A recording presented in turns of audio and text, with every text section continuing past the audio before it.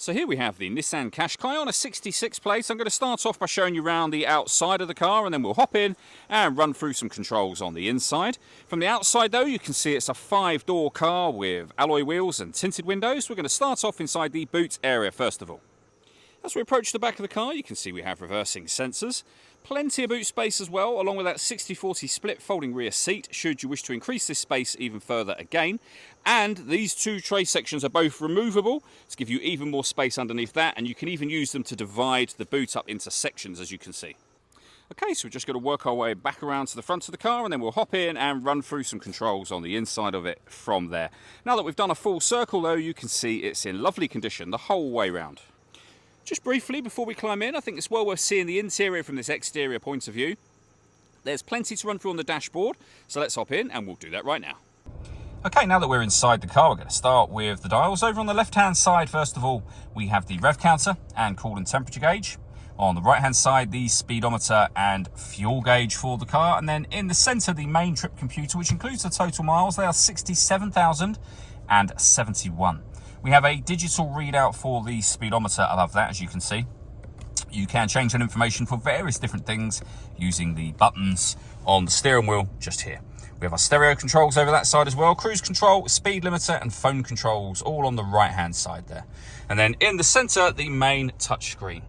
So we're on the radio menu at the moment. You can see we have AM radio, DAB and FM as well. If you want to listen to your own music, you can do so via the CD player, auxiliary input and Bluetooth audio.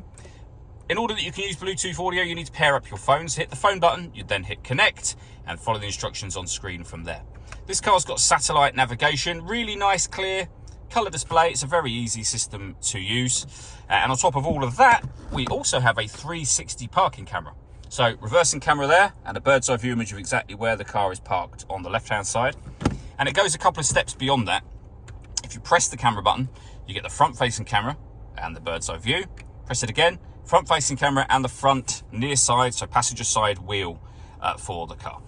Below that, we have dual zone climate control. You can adjust the passenger temperature, driver temperature, and fan speed up and down. You can determine where you'd like the air to be distributed, and when you're happy with those settings, your air conditioning is on at the minute, so that's off, back on, or hit auto.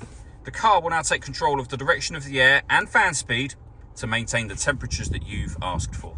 Any manual adjustment will take auto off and allow you to put it back on whatever settings you want it on here. We have a 12-volt charging socket, electronic handbrake, and the 6-speed manual gearbox. The last thing I wanted to mention is the panoramic glass roof. We have a button up here that will open the sunblind all the way to the back of the rear seat. And as you can see, that lets in a huge amount of extra light to the cabin area of the car. All that leaves me to say is thank you for taking the time to watch this video. If you'd like to come and see the car for yourself and have a test drive, please feel free to give us a call here at Surrey Specialist Cars. We'd love to hear from you soon.